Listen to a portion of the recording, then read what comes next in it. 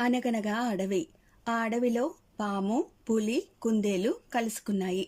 పాముని పులి మింగబోయింది. పాము పులిని కాటేయడానికి ప్రయత్నించింది. కుందేలు వీళ్ళిద్దరి మధ్య బిక్కుబిక్కుమంటూ ఉండిపోయింది. అప్పుడే ఒక ఉపాయం ఆలోచించింది. పాము వైపు, పులి వైపు చూస్తూ వినయంగా, మీ ఇద్దరిలో ఎవరు గొప్పో తేల్చుకుని మరొకరు ఓటమిని అంగీకరిస్తే సమస్య ఉండదు, ఏమంటారు అన్నది కుందేలు. అయితే మా ఇద్దరిలో ఎవరు గొప్ప అడిగింది పులి. భయంగా పాము వంక చూసింది. పులి గొప్ప అంటే పాము తనని కాటేసి చంపుతుంది. పాము గొప్పది అంటే పులి అమాంతం తనను మింగేస్తుంది.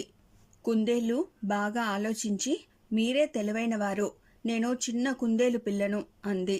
అయితే సరి, నేను నా విషపు కోరలతో పక్షం రోజుల్లో 100 మందిని చంపుతాను. మరి నువ్వు? పులివంక చూసి అడిగింది పాము.